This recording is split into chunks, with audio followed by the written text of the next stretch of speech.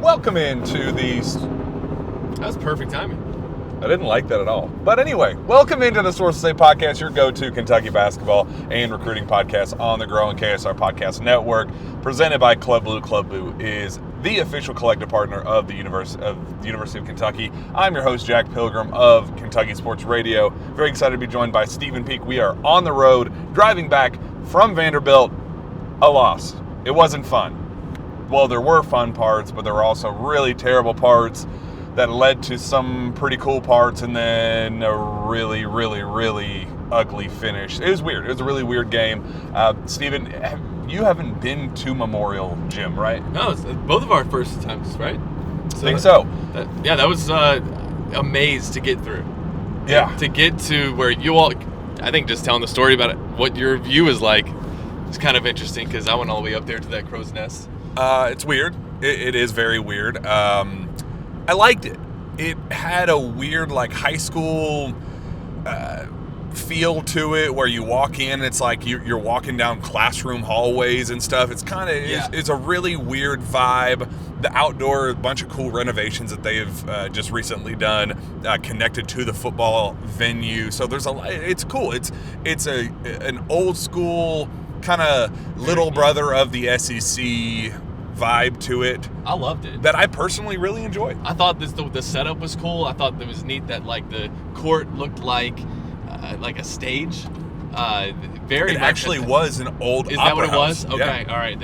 Okay, it looks like an opera house. Yeah. Yeah. I did like how the second level, especially, you're basically watching the game through a window. Like you don't even see the full arch of the ball. Yeah.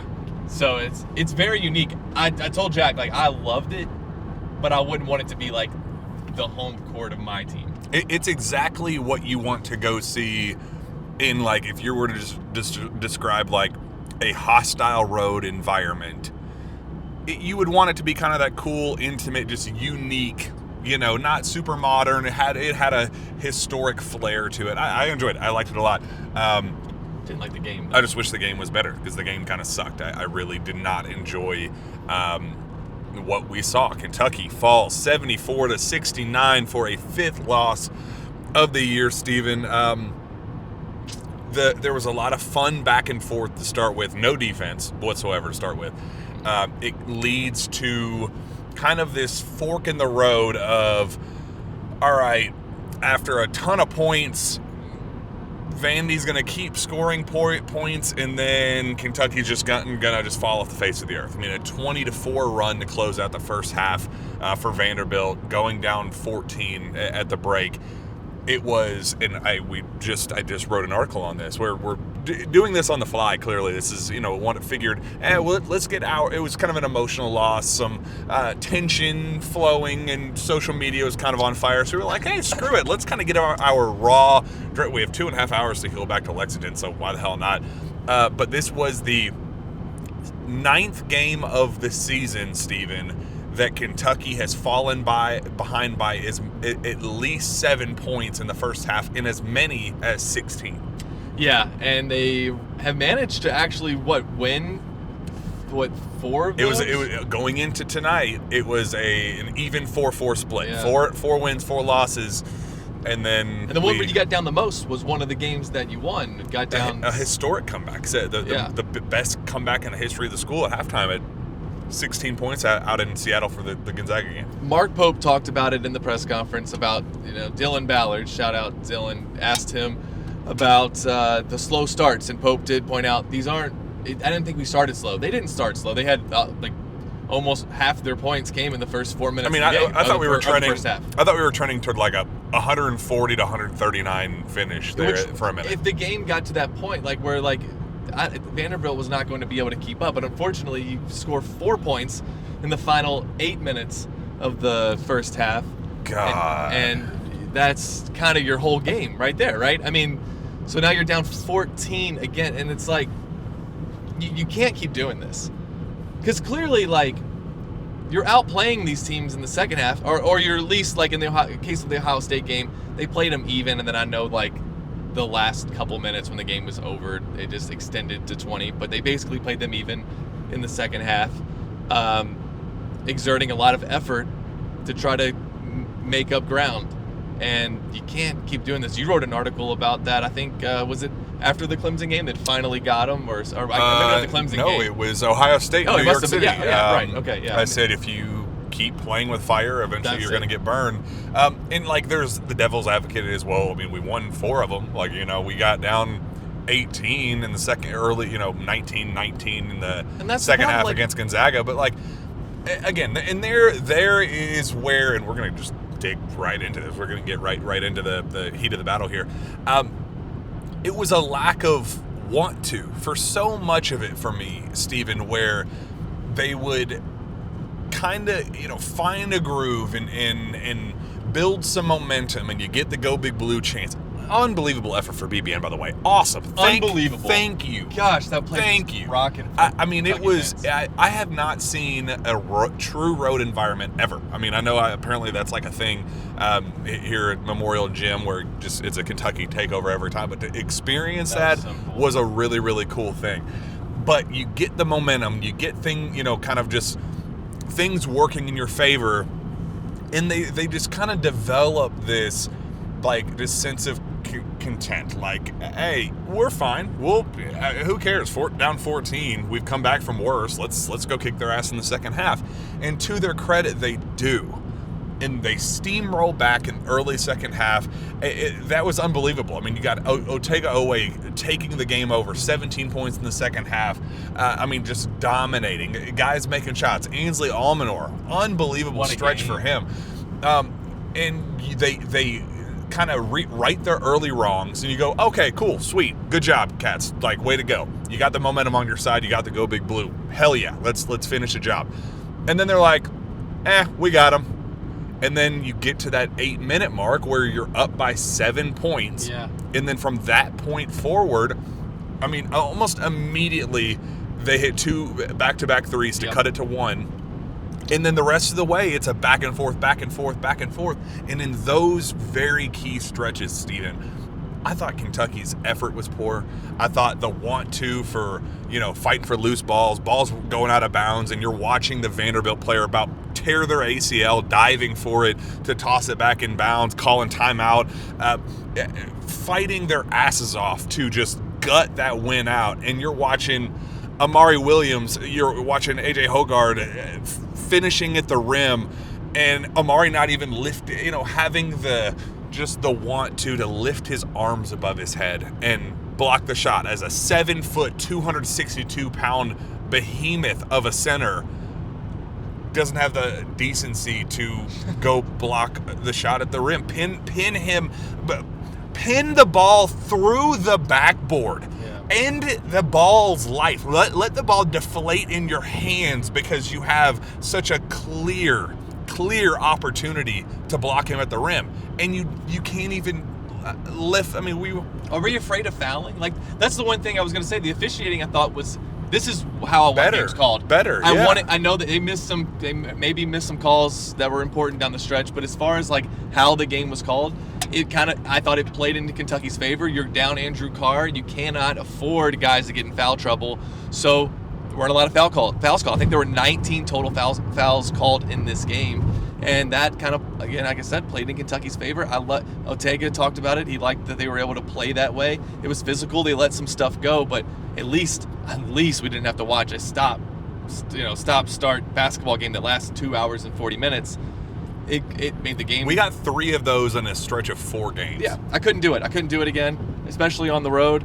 But I just wonder, is that a thing? Are they afraid of fouling?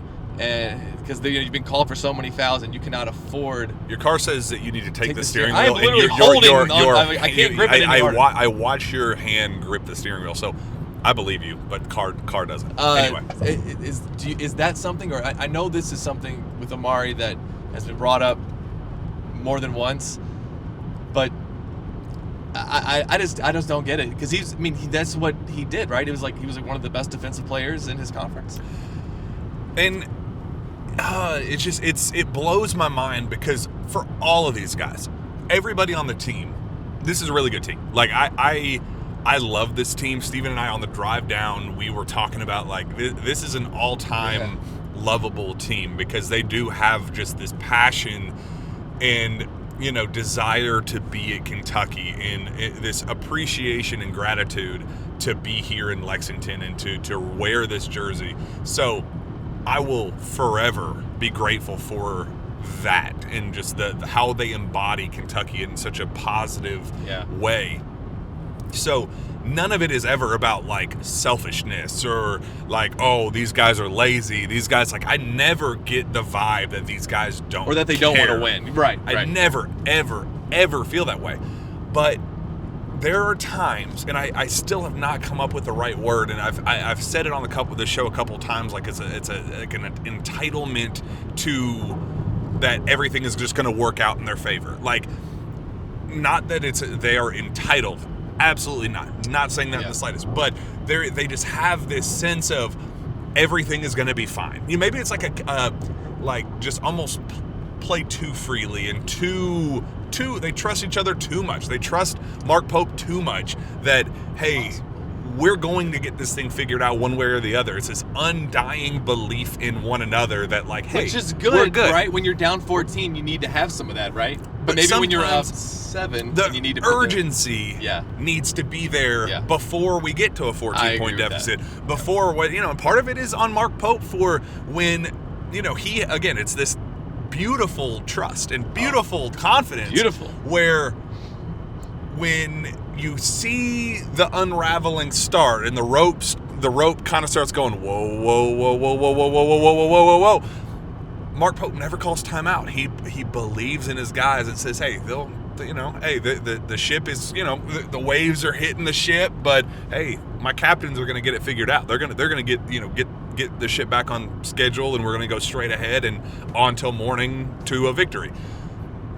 And then that unraveling leads to some like serious setbacks, and sometimes they're human. I mean, we're playing in such a good league that you cannot expect opponents to just give up. You cannot just expect other teams to roll over and die because you're the University of Kentucky. I talked to Joey Dwyer, all-time talent with the Vanderbilt Commodores, covers Vandy as well as anybody. Love that kid to death. Shout out Joe if you're listening to this. But he had this. We talked after the game, and he said, "I did not get the sense, covering Vanderbilt." He said, "I didn't get the sense that Vanderbilt was scared of Kentucky. There was no fear." They've beaten us 3 out of the last 5 times. Right. I mean, if anything, they should be the confident ones. But that kind of struck a chord with me a little bit, where it was like, okay, so the University of Kentucky comes in as everybody's Super Bowl, whatever, and it was our Super Bowl because we had more fans than they did. But the lack of fear, there was such an unbelievable confidence on Vanderbilt's side that they were just going to come in and kick ass, and good for them. Vandy's a good team. I compare them on our little pregame walk and talk to like a lesser talented. No disrespect, I mean just flat out like prior production coming in compared to what Kentucky's is. It's a less talented, version of Kentucky. It very well coached. The offense that they run is smooth, and the system is awesome. For positional versatility, a 5-out, just maximizing guys who can play, pass, shoot, and dribble at all 5 positions. I love that about them, but they had no fear coming in. And sometimes I want Kentucky to go out there and light that fire, make them feel fearful of you. And I just didn't, I kind of just got that feel that they were ready to go out and, hey, if you want to do a track meet, let's get into a track meet. Let's score a bunch of points. We'll win at the end of the day because we're more talented. Sometimes I want to see them just go for the jugular early and make it. We talked, before we started recording, Stephen, I want to see Kentucky go out there and kick somebody's ass. I want them to lay the wood on a good SEC team, and I think tonight would have been a great example against Vanderbilt.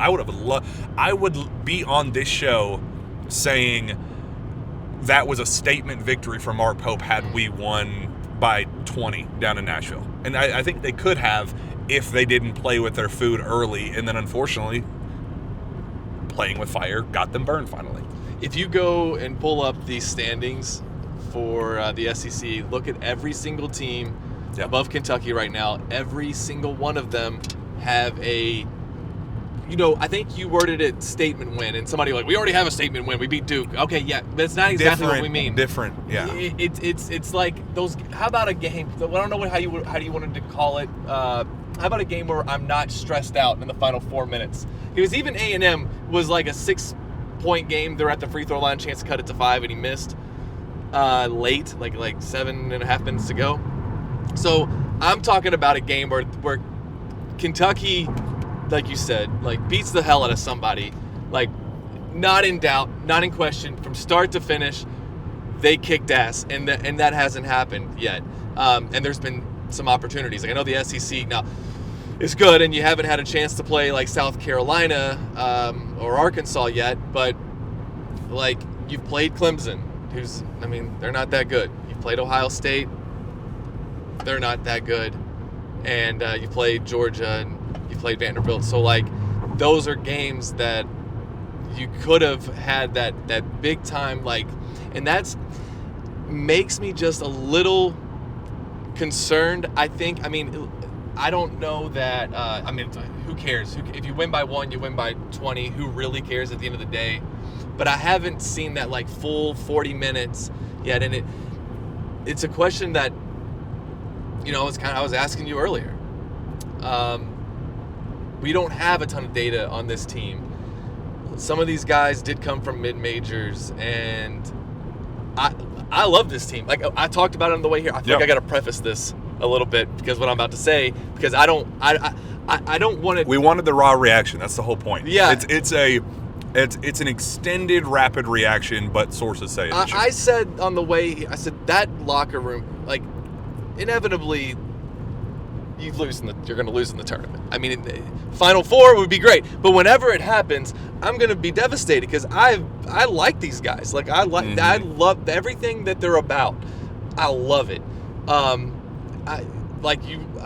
could pick 5 guys like that. I'm just like, man, I really like. You said Ansley Almanar. I'm like, love that kid. Like Jackson, fan favorite. Love that man. kid. I love Ansley. Like, there's not one player on this team, and not that there's been like a handful of players in the last few teams that we've covered that I've thought, oh, I don't like that guy. But I'm just saying, it feels genuine. I like this team. I like the kind of guys Mark Pope's brought in. There's no one that's on like the NBA draft board right now. Mm-hmm. So like, I'm wondering, have we punched above our weight? Is this like a fringe top 25 team that has just is this a fringe top 25 talent team with a really, really good coaching staff that has allowed them to pull out games that really they shouldn't have won? Like the Duke game we're like, what? What? How did they win that game? You spotted them a 9-point lead at the half, and I think they have the better players. And I'm not trying to like dog our guys. I'm not on the team. You're on the team, baby. Okay, yeah. You're on the team. They keep leaving me off the roster online. I don't know what that's about. But I'm not. I'm not trying to dog them. But like, I'm just saying that there's not like superstars. These are all good players. Like that. Don't get me wrong. Like these aren't good, scrubs. not great players. It's fair. Is that fair? It's fair. And we knew that going in. When you get a bunch of portal, island of misfit toys of portal guys, like what you're signing up for. If you get 7 seniors on this group, that means it's 7 guys that they went through 4 draft cycles without getting drafted. Like, that's not an indictment against them as like, oh, these guys stink. It's just, hey, like, Otega Owe is a junior and is the most consistent, doggiest dog who ever dogged, averaging 16 points a game, just took the game over in amazing talent. But have you ever looked at him and said, hey, that is a clear-cut first-round pick? Like, that guy is a future NBA All-Star? No, because he plays a very unique, specific to the college game style. So the jumper is not. But that's not an attack on Otega. It's how this team was built. It was by design by Mark Pope. Yeah, he's the best player, and I think that's what we were trying to figure out. So I was like, if somebody asked me who the best player is, I think I have to say Otega Owe. He's the most consistent. He's the best player, but he's like when you have a team that wants to shoot a lot of threes, you can kind of look at the way his shot, the form, and go, okay, that's kind of broken. And he played great. He was over 3 from 3, I think. Yep. But he played great. Here's the thing. Jackson Robinson is probably your best, like, scorer, maybe best shooter, because Kobe Bryant just can't get open. And I wonder, like, why is it? You talked about this in the rapid reaction. Why is it that our guys feel like they gotta be wide open to shoot a 3, and it has to be like toeing the line? But the Alabama guys were just like, I'm pulling. Oh, there's only one guy in my face? Oh, well, that's fine. Oh, this is a 28-footer? I'll take 3 of them. I only made 1, but I'm taking. Mark Sears took 3 of those. I wonder, like, Jackson Robinson was 4 of 6 from the field with, like, 4 of 8. Well, no, but I mean with like 6 minutes to go. Oh, right, yeah. He takes one more shot, and then he took the late 3 that, like, we're down 5 with less than 10 seconds. Heave, right. Yeah, so he was 4 of, like, 7. He missed the baseline jumper, and then 4 of it. Why is he not shooting the ball more? Like, why are we not? How is it that you can have somebody like that and somebody like Kobe Bryant? They combined for really, I'll give him all of his shots. They combined for 12 shots today. Part of it is you have 17 turnovers. Yeah. And when you have 17 turnovers, you lost 17 possessions where your shooters could shoot the ball. And I just can't. You cannot turn the ball over once every, 2 minutes and 20 seconds, whatever it averages out to. 26% turnover rate. Oh my gosh. I mean, so that answers that question for today. But I feel in general, they're not getting enough shots up. And like, this was a stat that was passed around often tonight because it is the talking point with this team. Going back to the talent, going back to how this team was built. They are not built to win, grind it out, gutsy, like, hey, my athleticism and length and talent at the end of the game took this over to, put the team on my back and win. That's not how this team was constructed. They have to be a shot creation, high efficiency, high volume team to outscore opposing teams. How many 3-pointers did Vanderbilt take today? They took 33. And Kentucky, took 23? 23. How is Vanderbilt like 10? Why are we not shooting as many threes as But Vanderbilt? the stat that we were is trying to say, in 4 of these losses away from home, of the 4 losses away from home, Kentucky has failed to break the 70-point mark. Yeah. And this is a team that's built to score 90 every single night. They're built to also give up 85, but they're built to score 90. And we just see these same habits kind of creep back in of the thing that the number that really, really kind of just irks me, that keeps coming back whenever I, reliving the game in my head.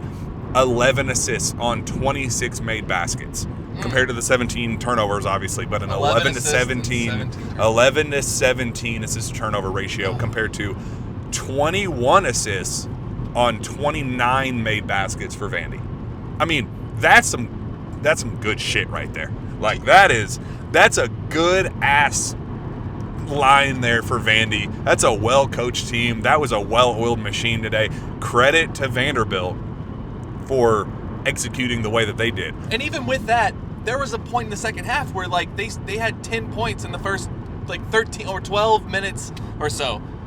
They scored 10 points in, like, 12, and like, that's what this game, this one hurts, because really, if you just don't turn the ball over 17 times, that's the first thing. I mean, if you go down the list of the things that, like, 43 to 30 rebounding margin win. I mean, That is a hell yeah. Good job, Cats. Like, you dominate on the glass. Yeah. Well done. But their tallest player is 6'9", like 6'8". Like, you should be dominating on the glass. They are severely undersized, so that was a shoo-in. You were supposed to do that. But if you look at the shooting splits, Steven, unbelievable difference. 48, 39, 61 for Kentucky. Not the best, but winnable numbers for you. So they shot about 40% from 3, is that what you said? 40% from 3. Okay. 44, 36, 36 splits for Vanderbilt. They went 4 for 11 at the line. 4 for 11 from the free throw line. If they won make the game. 5 more free throws, that's a 10-point loss against a team that Kentucky has no business losing. They lost by to 10 points Drake. to. They lost to Drake. Drake is having a good year. Drake is a solid team. But you get what I'm saying? Like, Yeah. we're, again, on this show, we've talked ad nauseum about you just have to take the schedule as it is handed to you with the difficulty. You have to find your pockets to win games. And this is, unfortunately, because we didn't have a midweek game, this is, unfortunately, a pod loss for the Cats. They went 0-1 this week. We talked the significance of that, but that's a pod loss. That's what's... That's a pod loss. Week. 0-2 in their last two, the first losing streak for Kentucky. But you know that you're going to potentially take losses at Tennessee. You're going to, Auburn, if you lose that one at home, same way when you lost to Alabama at home. We said, hey, that's a good-ass game against a good-ass team. Yeah. You take that one. But you have to find the windows of opportunity in this league to find your advantages if you want to be a true Final Four contender. If you truly want to be one of the best in this league, you got to win the Georgias and Georgia got beat by 30 tonight. I mean, they got their butts handed to them against Florida. You got to find your opportunities and your windows. And it's weird that this team has just failed miserably this year at doing that. Isn't it weird? Like, you talked about they're punching above their weight, but it also feels like there are times that they're the opponents doing that to them. It's weird. But that's where I think you are kind of probably in that top 25-ish range where like you play some of these. But wouldn't it be the opposite though? Well, this team is just so weird where you go 5-0 to start with against top 15 teams. I mean, that's an Adolph Rupp record. Like that is something that's never been done before. But you go down the list of the losses, and Alabama is the only hey, that's Alabama. The other ones, Clemson, Ohio State, Georgia, Vandy now. Like the name brand losses, the list is limited to Alabama. It sucks because of what this season really could be if you just would have taken care of business in those games. And the Ohio State one I thought was just, I mean, that one hurt because I just didn't think I don't think Ohio State's all that good, and it wasn't on their floor. Clemson, you can okay, fine, first road game, but it's just like, man, you take some of these games like Georgia. I'll even give you that one, first SEC road game. You got in foul trouble, things didn't go your way. Today, I just felt like you let one slip away. Up by 7 against Vanderbilt, a great team, does not lose that game. I think this is a really, really good team. Mm-hmm, I agree. I don't know that this is the most talented, top 10 team I've seen.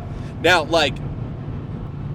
again, if they can go and beat Duke on a neutral floor, can they do it again? Can they beat teams like that again in March? Can they beat, yeah, of course. I mean, I don't think we've seen this team play their best yet. Isn't that weird? A little bit. But we don't even know what would this team look like if the Kerr Kriisa who was shooting nearly 40% from 3, would if not this year, but years prior. I think he was shooting like 24%. It was bad.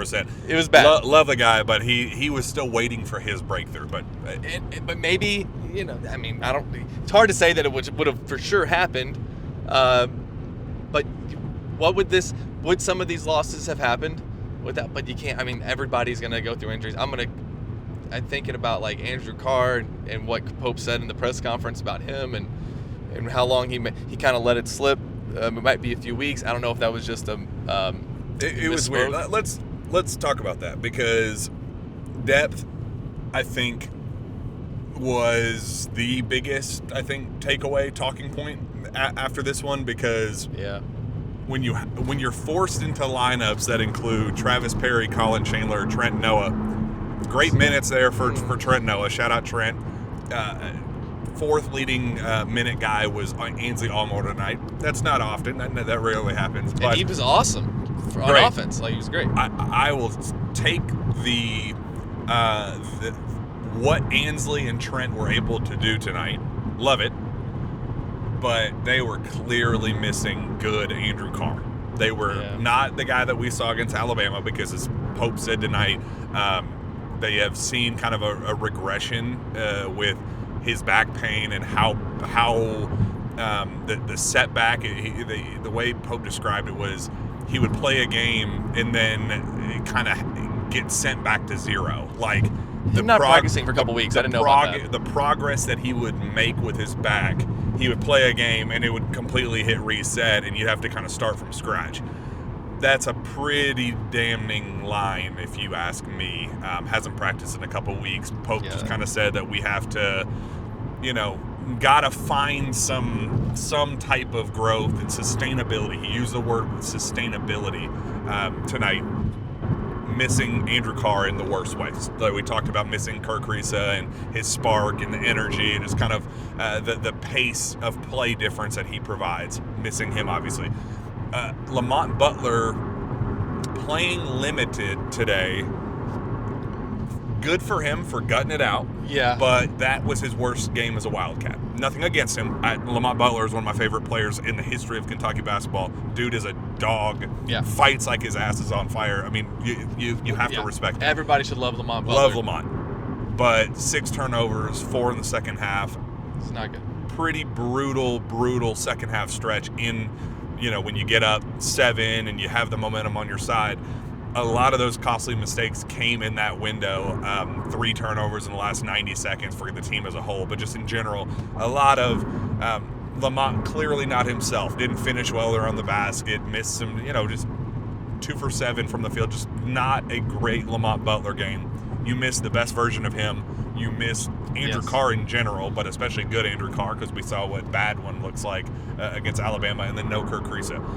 Without that depth, Kentucky's a very shaky team. Yeah. Very shaky. How many really great teams, and again, these guys will be good.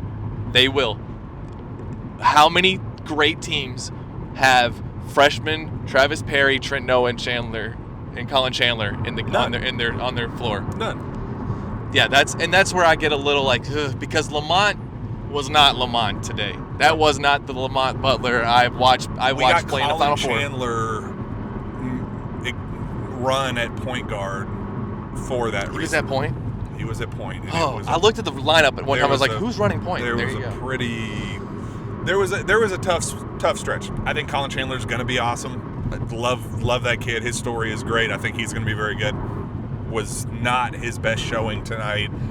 Wasn't his best showing in the 3 minutes that he got against Georgia. But, hey, the blue-white game, though. Rep times. We got to figure out what his reps look like. But if Andrew Carr is out for an extended period of time with no clear end in sight for Kirk Risa's return,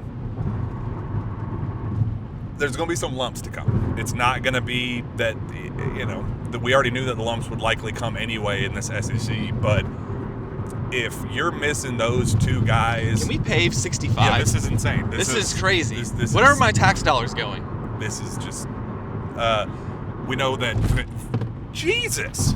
It's unbelievable. As soon as it's we got into Kentucky and it just sucked. Yeah, that's... We've been in Kentucky for a little bit. That's ridiculous. We know that $500,000 of Vandy's money is going into Kentucky's wallet because it was a court storming, the second of the year, second that we have seen. Does that go to Kentucky? It does. No, really? Can we use that for NIL? Because he was going to use theirs for NIL. Yeah, I would love to do that actually. All right. I think that'd be great. What was I rambling about? I don't even remember at this point. We were talking about injuries. Yes. If they are out for an extended period of time, the lumps that we are expecting Kentucky to get, every team is going to get in the SEC, might come a little bit more frequently. And you hate that it's happening right now, Stephen, because you go to Tennessee and there is a chance that we roll into the Coach Cal return to Lexington on a 3-game losing streak. It's very possible, but that just means that we would be due for a win next Saturday. I'm a little worried about going down to Tennessee. I said before the season, this is a 9-9 in conference Kentucky basketball team. So you basically traded the Mississippi State win for the Vandy law or whatever you want. You traded Mississippi State for Vandy. That will put you still on pace for 9-9, which could still be a 3 or a 4 seed this year. It would be great if you can go down to Tennessee and steal one. It's very, very important, though, that you beat Arkansas. If you could only get one, you take the. Knowing, it would make sense that you say Tennessee, right? But knowing you wouldn't. That Arkansas stinks and will not a home. I mean, that might be a quad 2 win at the end of the year versus a top 10 road win at Tennessee. We know which one is better for the resume, but which one is better for you? You as a Kentucky fan? Cannot lose that game. You can't. Like, that's gonna be a crowd that is like, doesn't matter what happens in Knoxville on Tuesday. Like, that Kentucky crowd is gonna be wild. And I didn't know how bad it was gonna be, honestly, until we talked to fans today. And every fan was like, that we're gonna boo them. I don't know that we should be booing Cal, but well, look, it ain't up to me. We booed Aaron Bradshaw. So he's getting booed, and it's like, I didn't realize the animosity towards Cal. I mean, I wasn't a huge fan at the end, but I personally would not do it. I'm not telling fans to boo Coach Cal. I don't think it even matters, because I think all they're I'm saying doing is it. When we're sitting there in Madison Square Garden and Aaron Bradshaw goes to the scorer's table for the first time, and boos just go nuts in that building for Aaron Bradshaw, who, like, you know, he was like, it's not like he played enough to have a negative reaction from Kentucky fans for. Like, it was just, you know, he's Aaron Bradshaw. He would have been at Kentucky, right? It's like if Kentucky were to play Georgetown and Jordan Burks goes to the scorer's table. You go, hey, yeah, screw that guy. We played an exhibition game against Ball State and we booed Joey Hart. It's like, why? what did Joey Hart do to anybody? If fans were that loud about booing Aaron Bradshaw, I am here to tell you there will be a chorus of boos at Rupp Arena next week. And that is going to be a fired up crowd. A week from today, right now, as we're recording this, right now we will be finding out if Kentucky will be winning. That's the game. That has to be the game that you beat the hell out of somebody. Now, I'll tell you this. This is what, like, that's the loss that could really, like, go make the fans get a little bit, like, I'm seeing it already today a little bit. I don't think it's the end of the world that you lost to a pretty decent Vanderbilt team who also just beat Tennessee a week ago. But you know how Kentucky fans are. Like, this is not the most patient fan base. Like, we want to win. We want to win all the time. Kentucky losing basketball games is not something I want to get used to. Here's what I'd like you to do. Tell me one reason why the sky is falling and one reason why it isn't. Kind of get a feel for what the fan base should kind of feel coming out of this loss. Well, before we do that, I'm going to tell you about why the sky isn't falling, and that's because of our friends at Club Blue. Club Blue is the official collective partner of the University of Kentucky. Club Blue was founded by UK fans strictly to support the NIL efforts at the University of Kentucky. Unlike most collectives, 100% of subscriber money and 100% of donor money goes directly to NIL. Club Blue charges no fees. Club Blue subscribers receive some amazing benefits like invitations to special events, meet and greets with UK athletes, signed merchandise, monthly giveaways, ticket giveaways, Club Blue merch, and more. Subscribe today at www.clubbluenil.com. You get to pick which sport you want to support when you sign up. Choose your sport and support with Club Blue. Also, very grateful for our friends at Circa Sports Kentucky, the place to bet. The best time of year is here. SEC play is at an all-time high, and the best app to bet college basketball is Circa Sports Kentucky. It is sports betting the way it should be, with high and transparent betting limits, the lowest holds, and exceptional customer service. It does not matter when they take the court, whether it's spreads, props, futures, or in-game. Circa Sports is the place to bet college basketball and NFL, we got the conference championships. We got the Super Bowl here in the next couple of weeks. Props out the wazoo. Awesome stuff. Incredible stuff there with our friends at Circus Sports Kentucky. Doesn't matter when they take the court or whatever, whether it's spreads, props, future, in-game, Circus Sports is the place to bet college basketball or everything. Fun and bet like a pro from anywhere, anytime. Download your new bookie today at circusports.com. Must be 18 or older for Kentucky Gambling Problem Services. Call or text 1-800-426-2537. Stephen, you asked about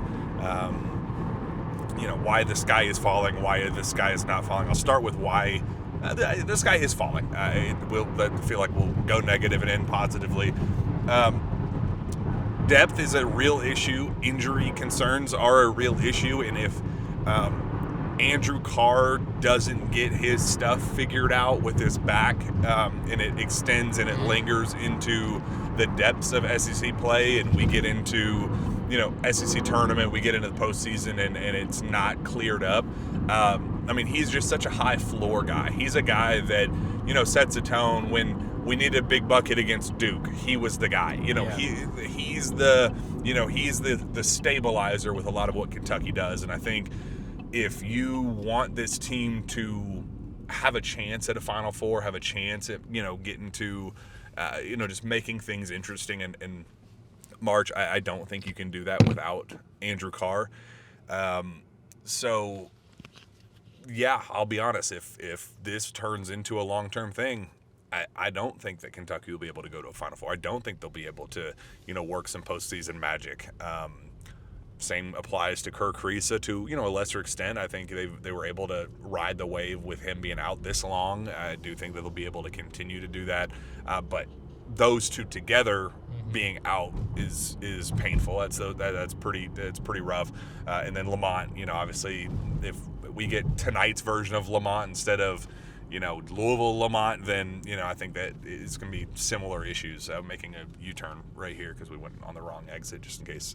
Keeping everybody up to date on what our just so we could keep talking road trip antics. Yeah, we're just doing this to keep rambling. We're doing this for the viewer and listener. So why is the sky not falling? Well, the reason why the sky is not falling is we still have not seen this team catch fire and go for 18 threes in an SEC game, because we know that they're capable of doing that. We know that there's a day where, we have seen Kobe Brea hit 7 threes in a game. We have seen Jackson Robinson hit 7 threes in a game, but to have it kind of come together at the same time. Could you imagine?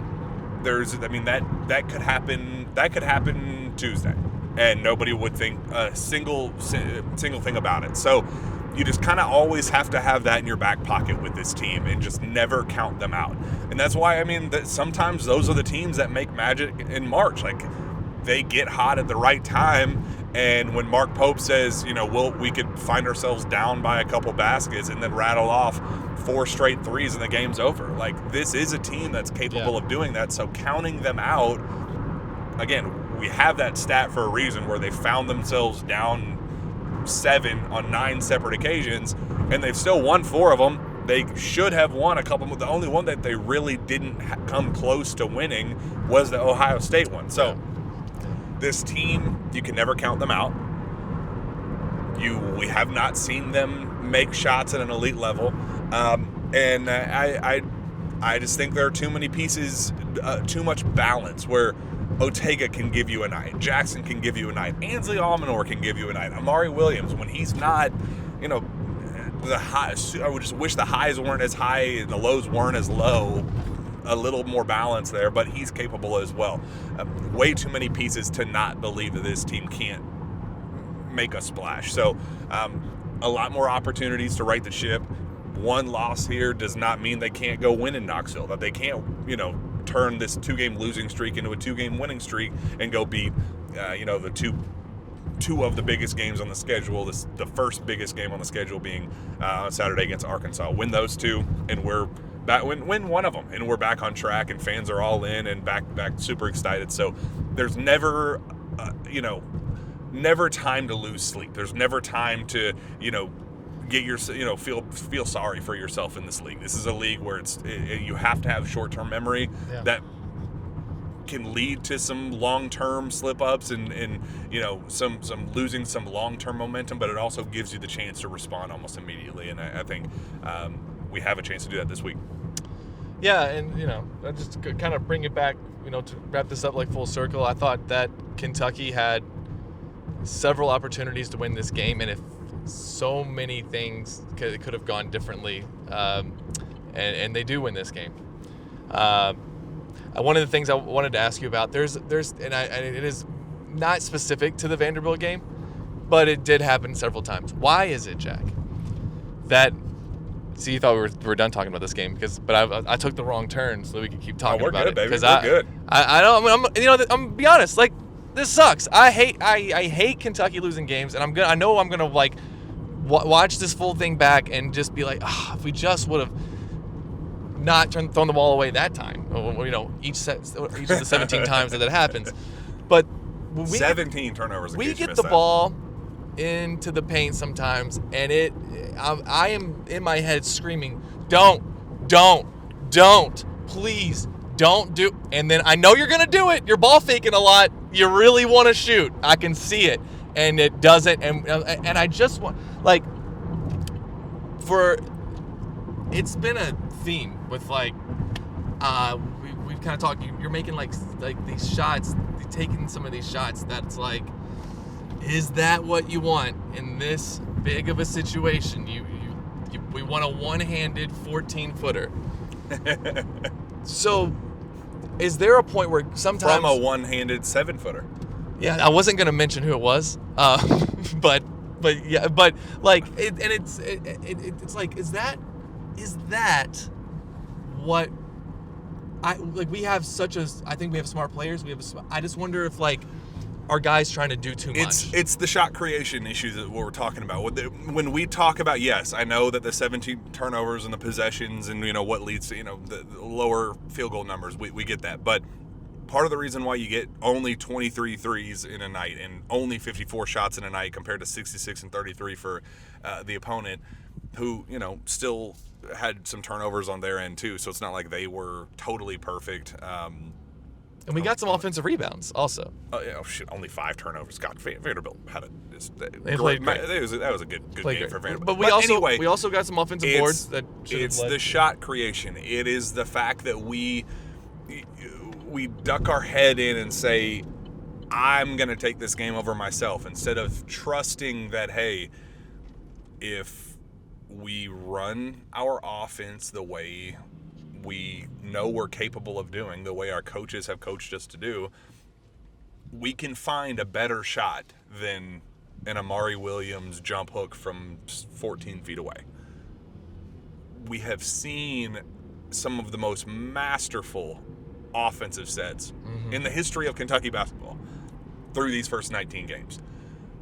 But we have just so many extended stretches where, again, it's that trust. It's that they'll figure it out instead of taking the game over and drawing up plays. It's not sustainable to, in 66 possessions or whatever Kentucky had tonight, to draw up a play every single one of those possessions. It's not sustainable. But you can, when you can see that they have stalled out and think they're in desperate need of some type of momentum, that's where that comes in. That's where you draw something up and say, all right, yeah, Amari has had the ball for 17 seconds, backing somebody down in the post again. Let's not, and say we did. That I think is and it isn't just Amari either. Like, I think there's like some times when we have our guards. Otega, as brilliant as he was, there are times where even he says, well, nobody else is stepping up, so I guess I got to do it. And I just think lose out on where's the ball movement? This team has to get out of that mindset, because I think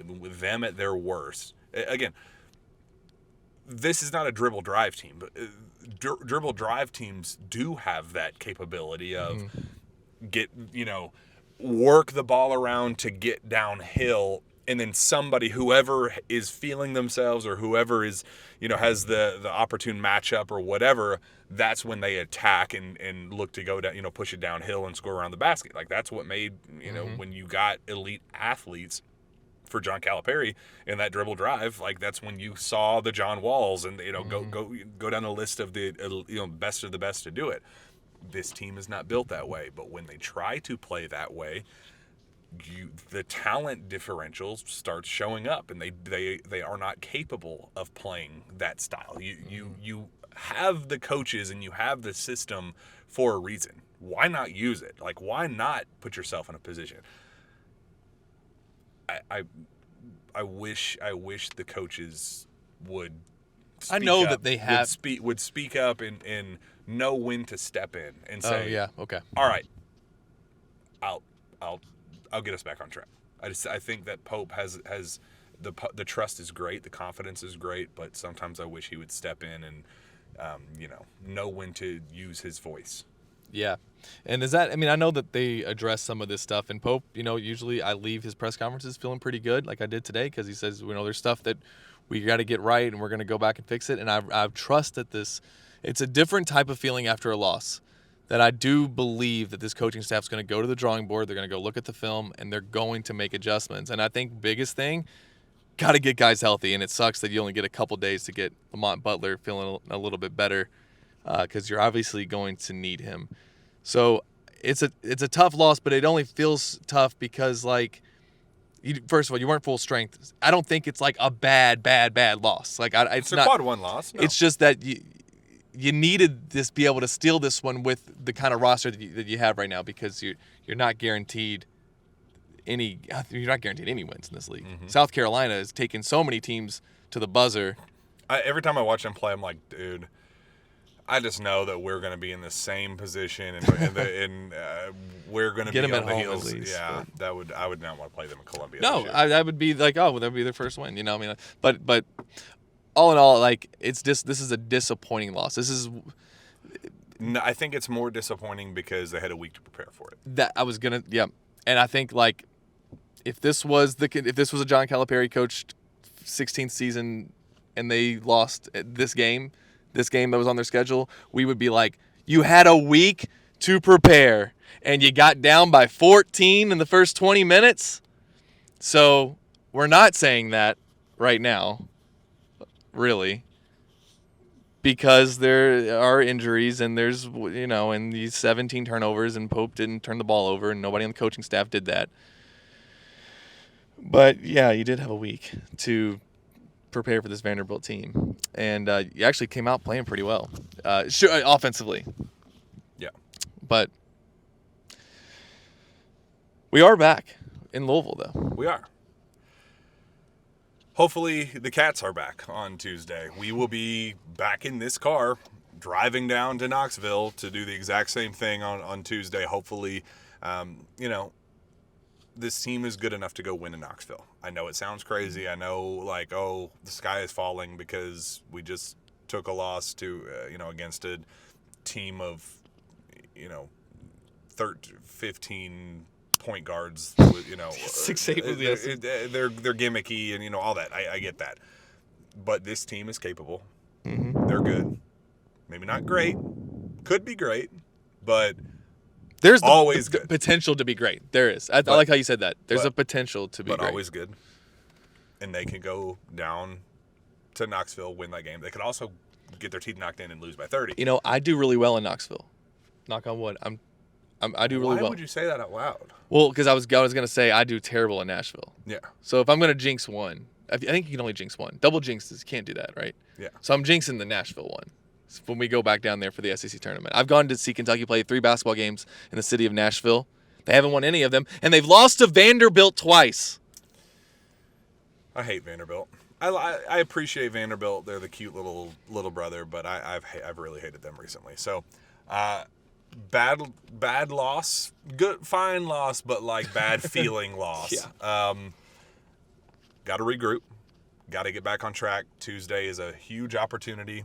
You got to have short-term memory in this league, or it will eat you alive. Regroup, take care of business in Knoxville, compete, fight, make us proud leaving Knoxville, no matter what the result is. Put forth an impressive performance, and then you got to go kick ass on Saturday. Like that's just the non-negotiable. You gotta make sure that happens. 2 big opportunities this week. Didn't take care of business in this one, but 2 big ones coming up, and we will be there through thick and thin for all of it. Thank you for being a part of it. Go subscribe to KSR Plus. Subscribe here on the KSR YouTube channel. Where can you find your work, Stephen? They can find your work, Stephen, if you're not watching it on this one. Oh, okay. Yeah, at Stephen Peake KSR. That's on X, formerly known as Twitter. I still call it Twitter. You know, Yeah, it's tweets. It's It's kind of tweets and Twitter. It kind of is. Find me on Twitter as well at Jack Pilgrim KSR. Let's go beat Tennessee's ass. That's always fun. Go Cats. We'll see you in Knoxville.